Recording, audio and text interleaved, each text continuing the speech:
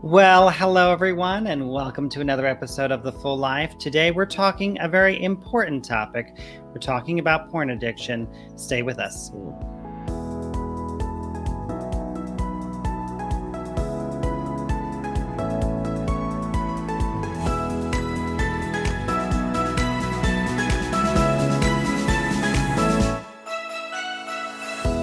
And welcome to another episode of The Full Life. Thank you for joining us today. Of course, you know this is the show that wants you to live every day to the fullest as God wants us to do. And if you're not, we hope that this show can be a little bit of part of that today and every day that you watch it. Today, as always, we're going to be tackling another topic that is so important in today's culture. But before we do that, I'm going to toss to Carolyn today for an encouraging word. What do you need to let go of that's holding you back from what all God has for you? I heard a story the other day about this girl that was driving down the road. And as she was driving down the road, she noticed somebody behind her. And the faster she went, the faster this car got.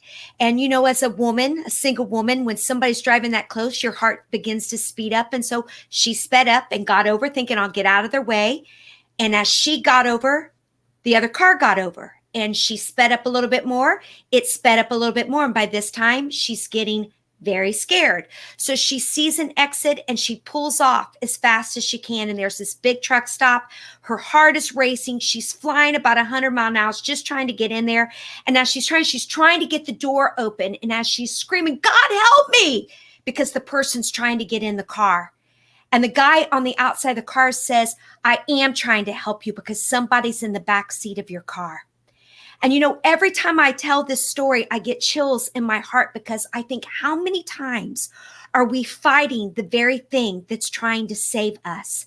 Some of you watching today, you know what I'm talking about because God is telling you to let go of what's in your hands so God can give you what's in his hands.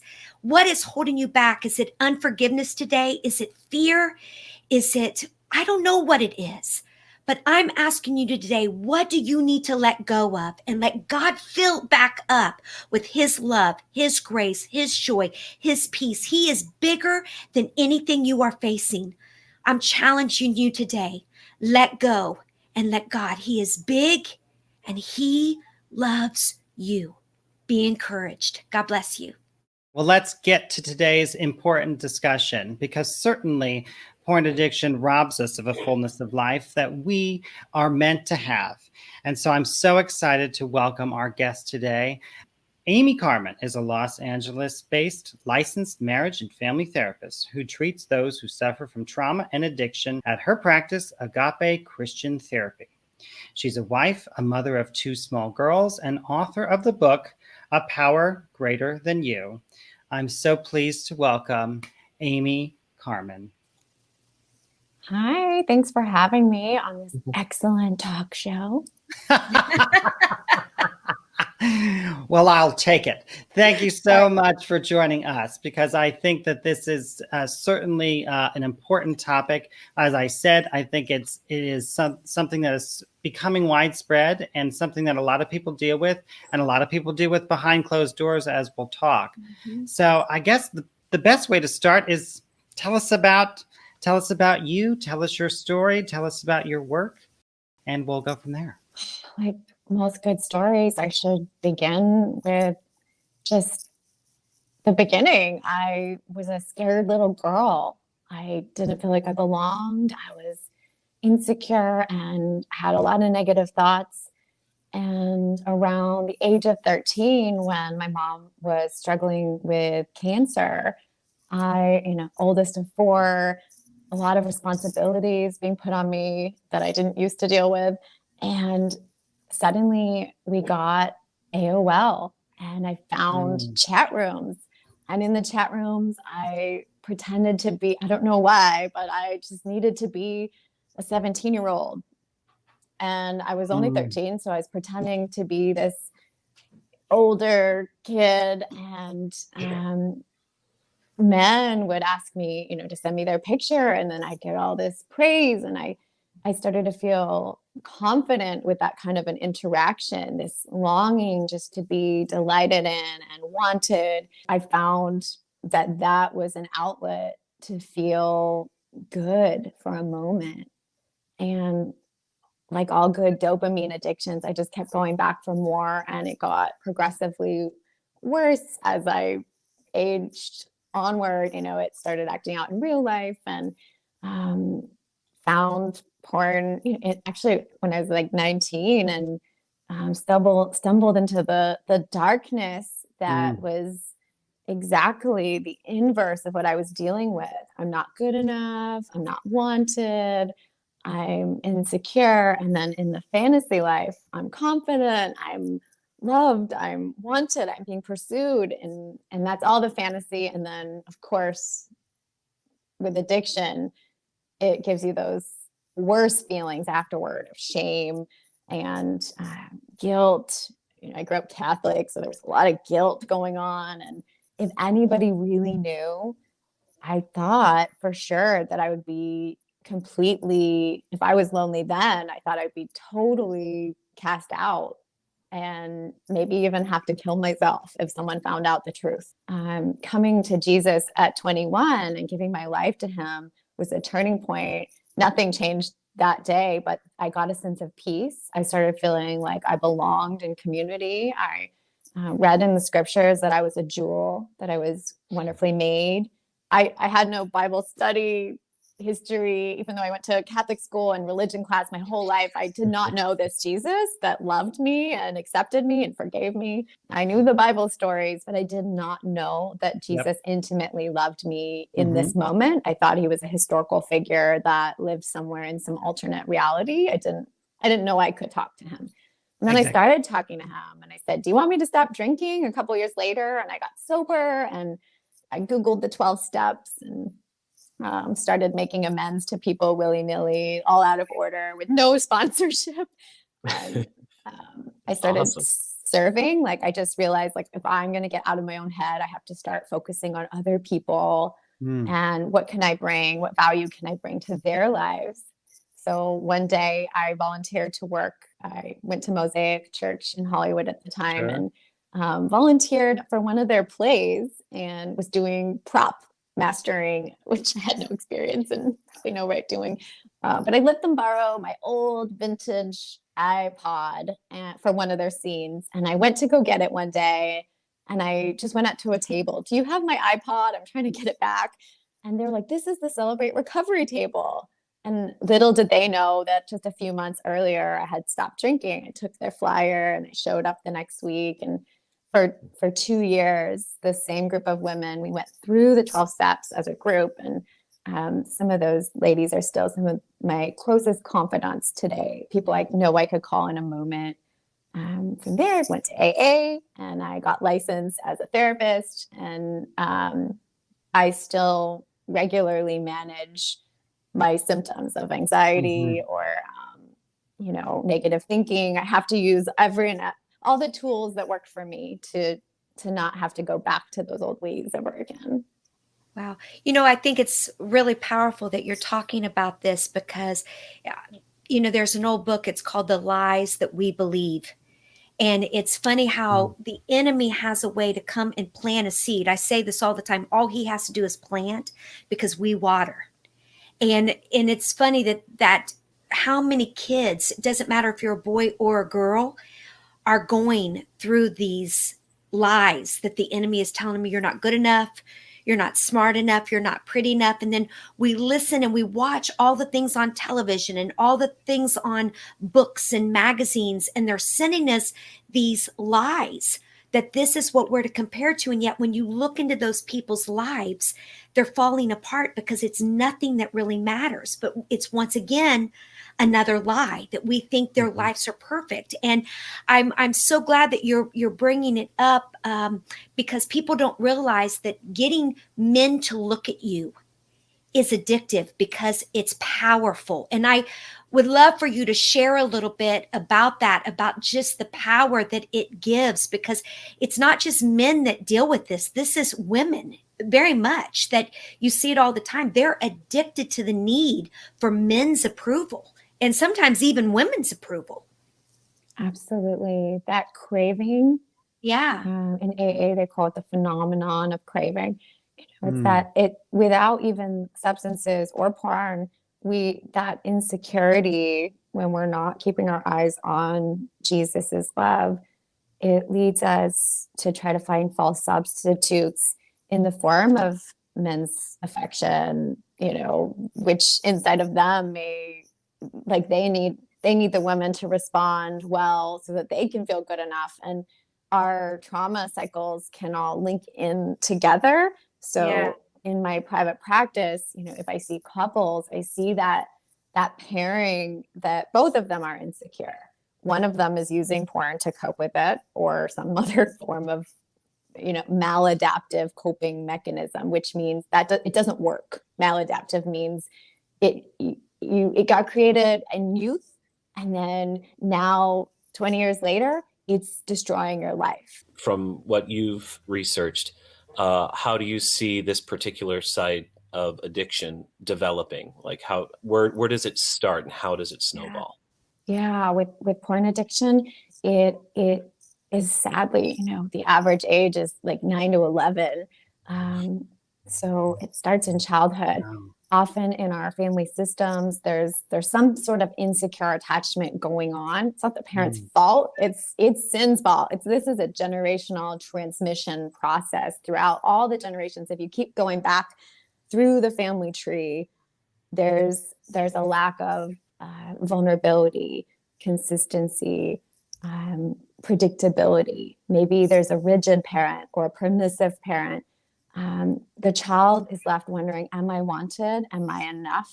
It starts young, even in infancy or toddlers or 5-year-olds, if they're not getting their feelings validated, welcomed, and accepted, they end up attaching these negative beliefs about worth.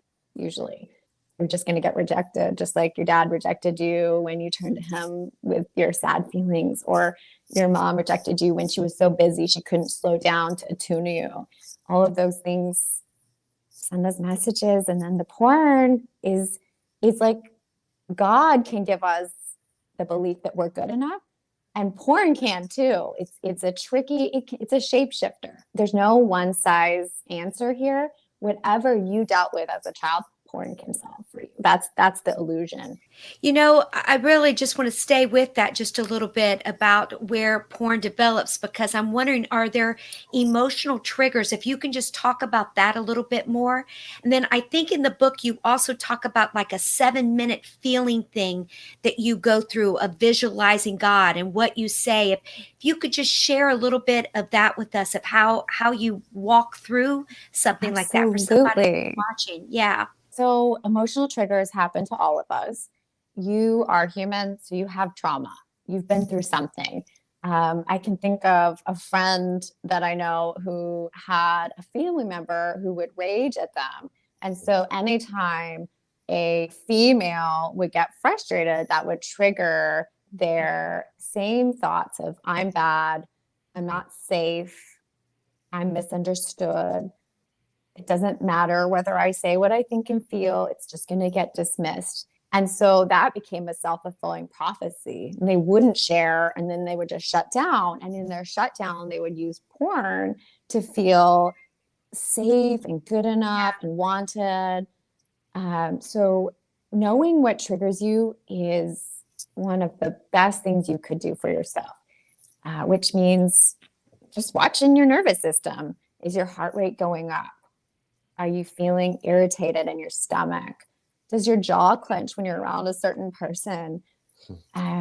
What is it that bumps you out of your resiliency? When we're in resiliency, we are able to think clearly, communicate, seek help, ask for what we need, share openly. When we're out of it, we tend to eat or hide or fight, have defenses. If you find yourself flooded or slightly irritated or fearful, I would recommend pausing, using the power of the pause. And one of the tools I use in my practice is picturing a safe place.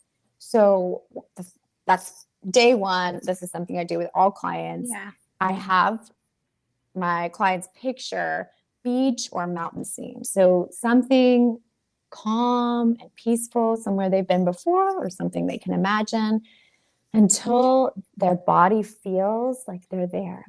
And I use what's called bilateral stimulation. So trauma is stored in one side of the brain, and our logic is up here in the front. So if we do things like tap like this, it helps both sides of the brain to communicate with itself and have a little conversation. And in resourcing, a resource is a strength. Jesus is a resource. Friends can be resources. Pets, our own strengths.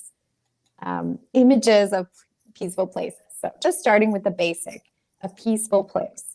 If you picture that and you hold that calm feeling inside at the same time and do really slow tapping like this, that can hold that image and the feeling together.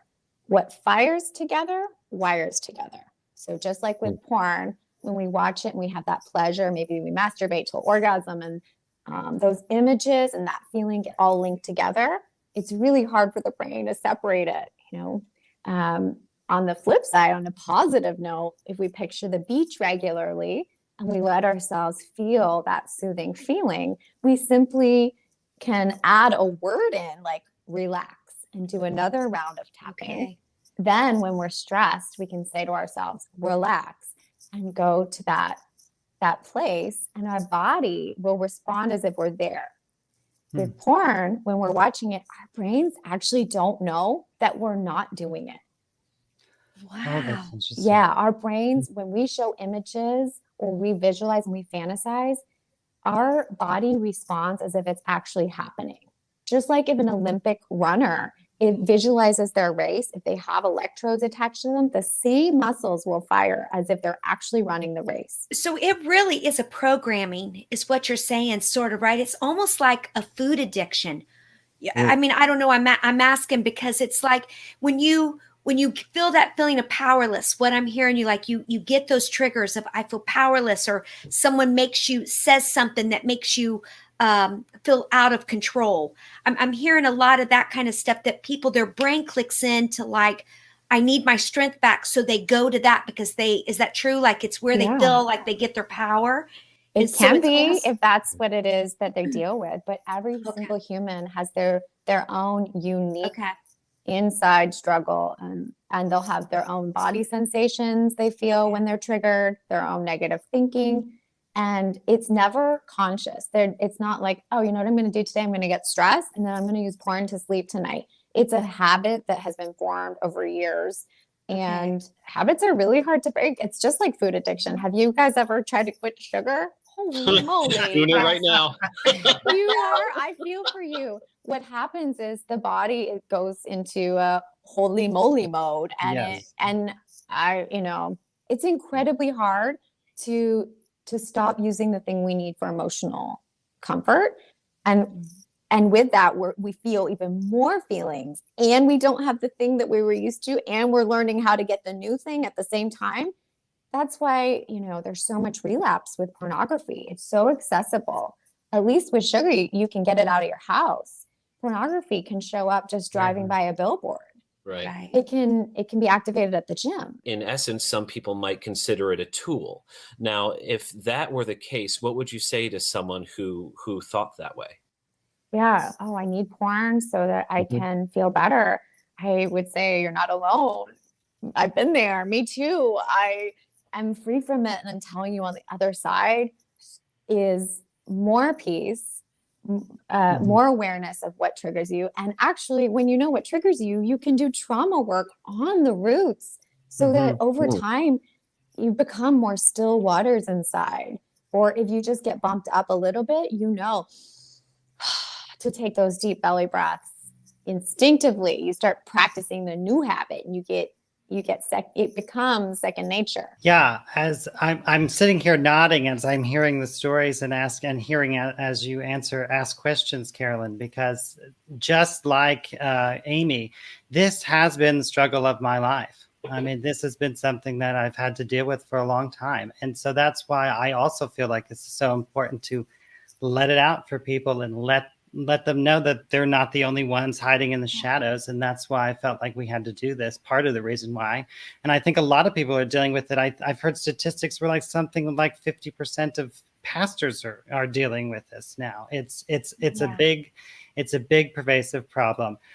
So hopefully this show can bring some healing. And to that point, when you were talking about trauma and treating that trauma, I want to talk about that concept of the Jesus as the ultimate healer, allowing him to heal you, and where that relationship is with work in therapy. Because I feel sometimes there might still be a little bit of a stigma with that. And why am I going to therapy? I don't need therapy. So speak to that and how those can work in hand. First of all, Joseph, thank you so much for sharing about your personal battle. I mean, that it's not easy. Like, it's not easy for me to talk about it. It wasn't easy for me to write this book. I, kept stalling in the editing process because my inner 13-year-old was saying, what are we doing? What are we telling? And so it's my job, what I have learned personally from therapy is that I get to parent myself today. I'm the mature therapist that can be there for her. I get to say, oh, honey, I feel you inside. Like, that's not adult me. Adult me really does want to say this stuff. But I have to honor that younger part that isn't still questions. Will I be accepted? Will people, will I get made fun of for this? And so I just want to validate that was hard, and I'm really proud of you. Yeah. Oh, well, thank you. It was kind of hard, but Yeah. I felt like the way people were talking was the right thing to do, because I needed to tell people that, it happens. It happens. Yeah. It's, that's what we're here to do, so we can heal. I would call it that porn addiction is an epidemic. One time I heard that someone tried to do a study and they couldn't find a control group at a college campus, meaning 0% of the people that they asked had not looked at porn, which means 100% of the people that the sample had looked, which didn't give them anything they could compare. It means we're all struggling with insecurity and using these other things to cope.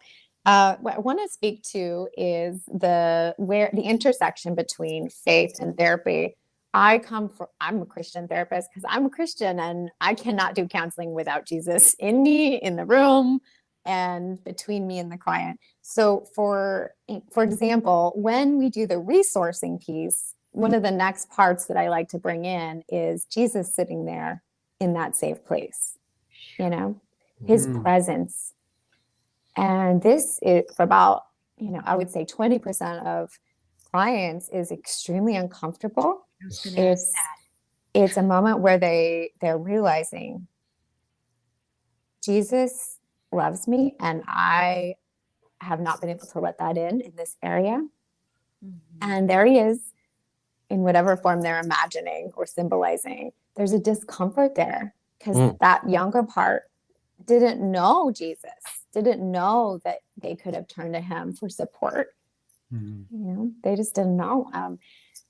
I think we can get sober with just Jesus. I think that's a possibility.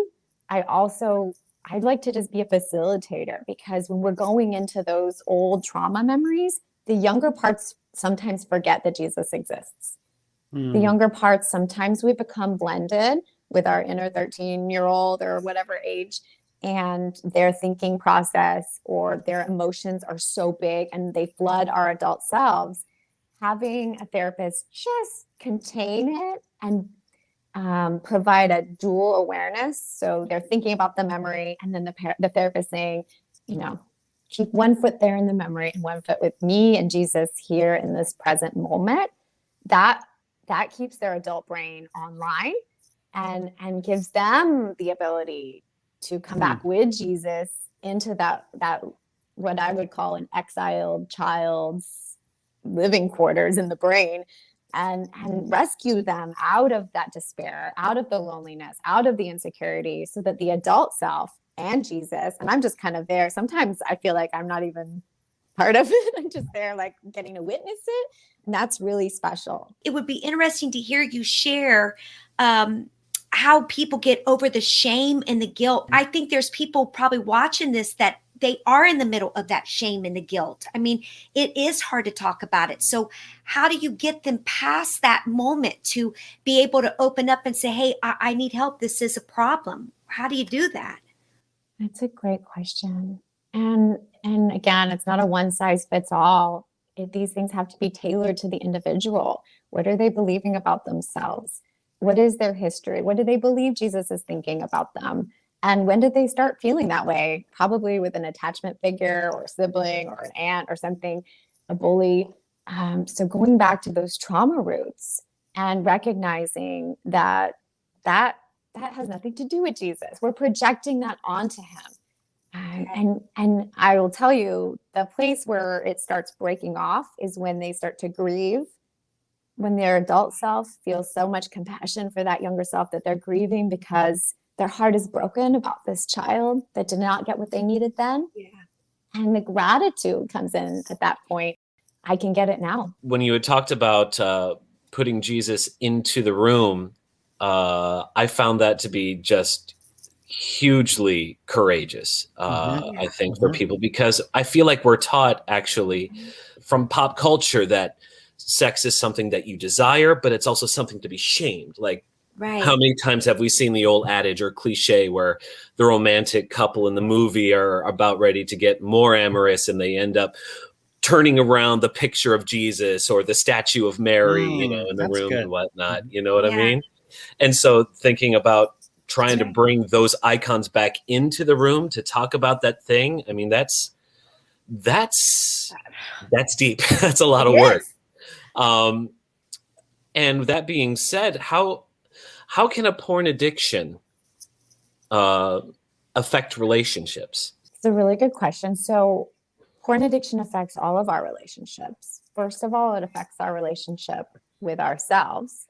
We have a hard time having inner security because the very thing that we're using is disrupting our own ability to feel our emotions and process them in a healthy way. We're using porn as a substitute to numb out or to get a release, to get some sort of positive false feeling. And if we're getting that from porn, instead of sitting in the hard feelings with each other, which is incredibly bonding, that's going to affect boyfriend-girlfriend relationships, marriages, and even friendships. We lose the privilege of getting to know each other and find, through vulnerability and depth. We struggle with intimacy outside of the bedroom. And in a typical male-female marriage, if let's say the male is the porn addict, they are typically likely to withdraw emotionally and deal with it on their own.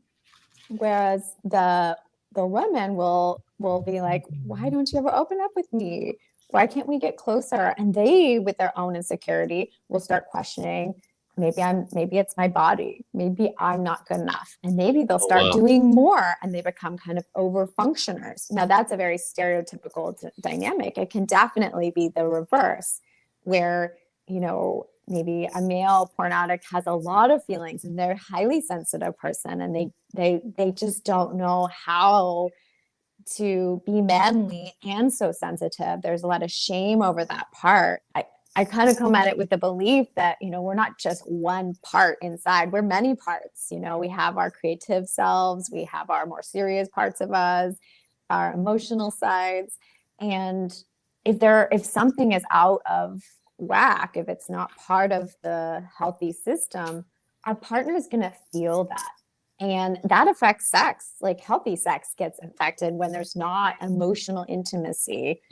It's really hard to have erotic experiences that feel safe and vulnerable. It's funny that you're talking about this because I was watching a TED Talk one day on a guy who was not a Christian, and he was talking about why he stopped watching porn. And it was very interesting to hear this man who his whole life, it started when he was very young. I mean, he just said that he stopped watching it because he realized that it was messing with his mind and his intimacy with someone that he fell in love with, because he said it so teaches you that it's all about the moment, but not really about the touch. If you watch it, there's never no touching.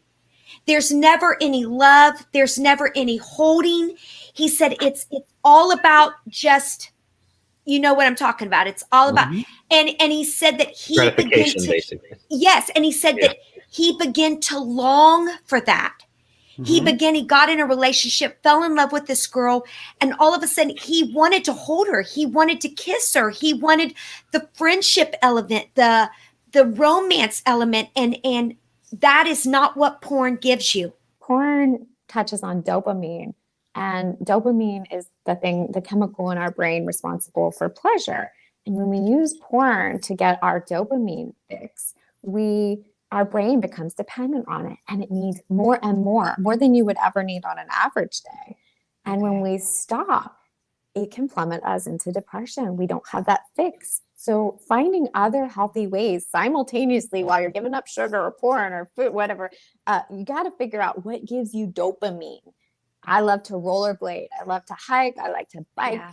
I like to be active. I like to sit with women and drink coffee together. I like to write and paint and dance. So anything that I can do that gives my brain healthy dopamine while those old neural pathways are dying is something, we got to figure out what is your unique dopamine fix that is not porn. And it's never going to feel as good as porn. And you're always going to miss it. There's always going to be that little part of you that's like, oh, I wish I could I just need it on hard days. And on those days, you got to have that community around you that you have been habitually calling, even if you didn't feel like it, even if you had a great couple months, you have those habits going. Every Wednesday, I call my sponsor.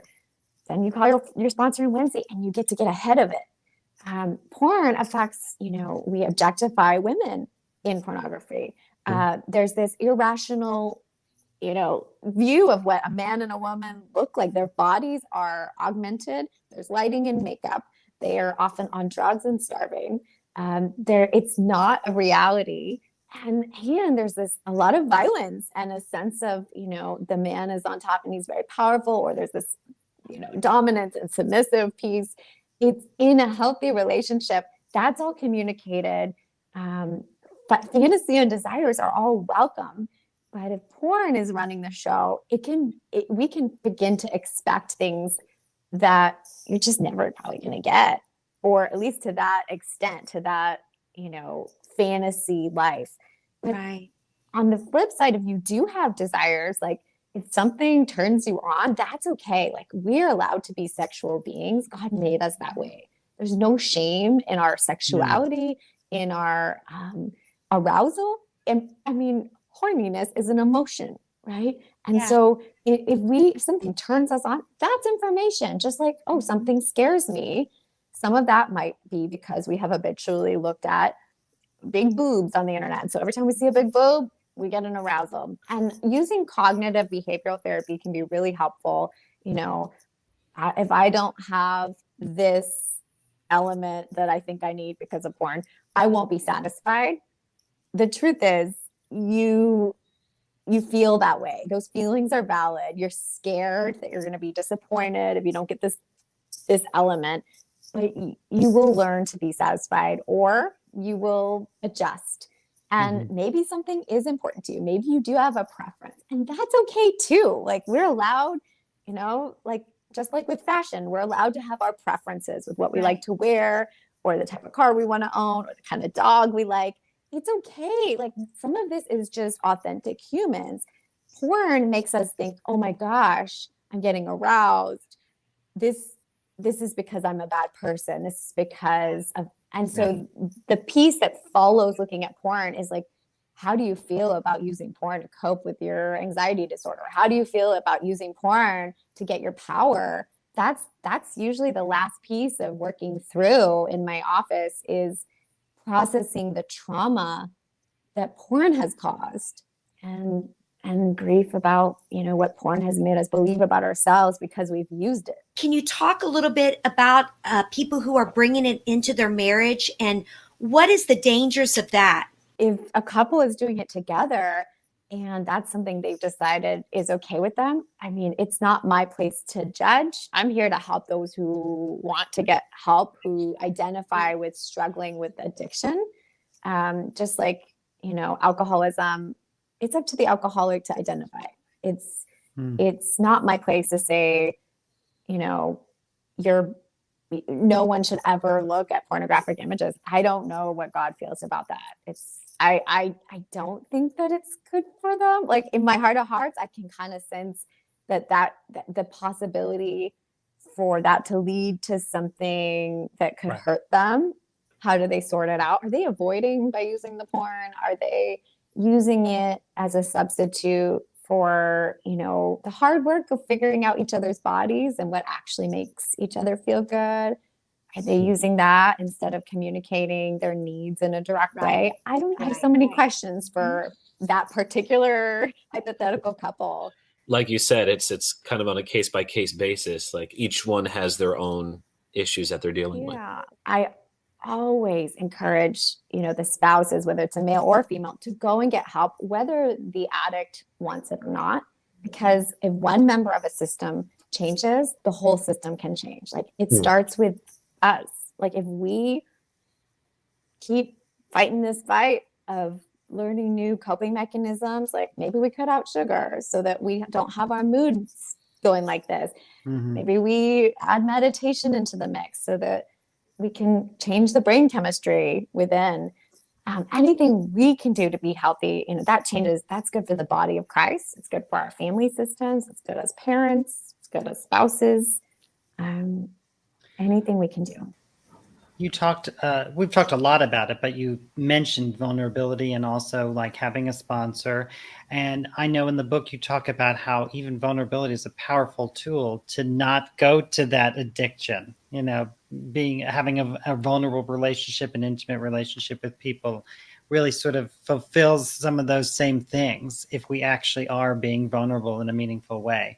So can you talk about, how people maybe could build some of those vulnerable relationships, those supports that might help them form some structure away from that addiction? Absolutely. Shame tells us if we open up, we are going to get rejected. And so working with a therapist can be, as a friend of mine calls it, kind of a petri dish. It's where we go to practice these patterns of opening up. I use a form of therapy, AEDP, which is basically, if you were to share something vulnerable with me, I ask you, how does it feel to share with me? And almost always it's like, not comfortable. And I say, what do you think I'm thinking and feeling towards you? And 9 times out of 10, someone might say, I think you're judging me. And I'll be like, is it my face? Like, maybe I am looking judgmental today. And no, it's nothing you're doing.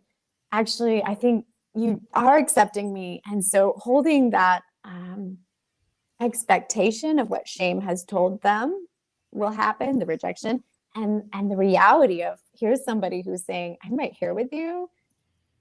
I'm so glad you shared this with me. I have empathy towards you. And I get to even say that, actually, it couldn't be further from the truth. I have so much compassion for you. It's an honor to be here with you right now.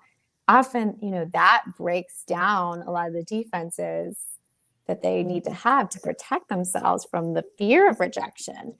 And they almost always expect the other person to have this awful reaction. And sometimes they do. Like sometimes they're dealing with a difficult personality. Don't we all have that in our lives? Like people that are harder for us because of our trauma usually. And so we practice that, even in this moment, I'm having a hard time saying it because of what you're saying to me right now. That moment can be incredibly powerful for the other person to see that this person is not going to give up on letting them know that this doesn't feel good. And whether that person says, I'm sorry, or has empathy, it's for us. Anytime we're vulnerable, it's good for us. I would add, it's really important to practice being vulnerable with God, in our prayer life, letting him know, Lord, I'm really scared about this upcoming event. I need your peace. I'm afraid, that I'm going to be alone. Would you just remind me that you're here with me? Well, that was something I was going to mention too, because in the book you talk a lot about in two different times writing letters to Jesus, writing specifically about certain things to Jesus, part of a bigger journaling process that you can use as a technique. So I just wanted to talk about that for a moment, just as a technique that, if you can sort of, it goes along with the 7 minutes thing where you kind of just sort of taking yourself out of what's triggering, so to speak. Absolutely. So 2 amazing tools. We talked about regulating the nervous system by picturing the beach or the mountains. It takes 7 minutes for the nervous system to reset itself. So if you're meditating or visualizing and you're coming out of a triggering moment, at least give yourself 7 minutes to catch your breath. 7 minutes for that parasympathetic nervous system to come back online. We want to get out of the sympathetic nervous system, which is that fight or flight. We can't even digest well or think about sex, or, sometimes we have to pee really bad when we're in the fight or flight, or we can't pee at all, or we feel frozen, or we just people can't eat.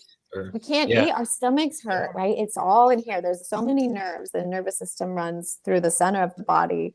And so giving yourself those 7 minutes once a day for starters can be, for your mental health, really helpful. The other piece is introspection. So if you're not getting therapy, which is a healthy, kind mirroring of what the therapy, what I'm hearing you say is this: we can hear ourselves back when a therapist reflects, or a good friend listens to us, or a pastor reflects our feelings back to us. Journaling can be super introspective. We can say whatever we feel without the fear that another person is going to judge us or react poorly. We can communicate with our inner kiddos. Hey, 13-year-old me, how are you feeling about this podcast today? 13-year-old me, I don't like it. Tell me more about that. I'm afraid they're going to judge me. Yes, they totally could. We don't know them. They might. And that would say more about them than you, and I can empathize with it. That would suck. And if at all we feel judged, adult me is here to say, hey, I'm not feeling totally safe in this moment. Is there a way you could rephrase that? And so I work it all out in my journal. Journaling actually preceded, it went Jesus, then journaling, then sobriety. So journaling is where, I started to hear my own thinking patterns reflected back to me. I started asking questions like, I feel like maybe I should stop doing this and that.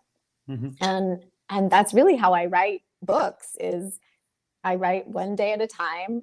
I journal, and then I write a little, and it's become life-changing. It's a habit that I need in order to feel sane every day, just as much as I need Jesus.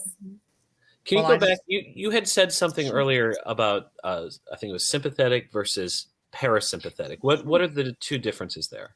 Sure. Our autonomic nervous system gets activated when our brain perceives a threat. And then we shift into our sympathetic nervous system, which is our fight or flight. It's when we want to fight back with our defenses, or withdraw, shut down, freeze.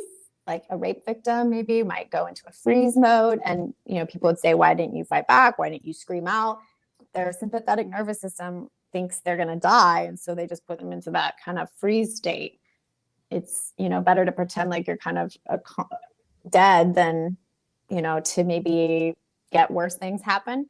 And then the parasympathetic, the way we get that online is to start taking deep belly breaths. So a helpful reminder, I use the word para, I think about a paramedic, and they're always so cool and calm when they're coming to help the patient. So our adult selves have to be that for our inner kiddos, like those parts of us that are more sensitive.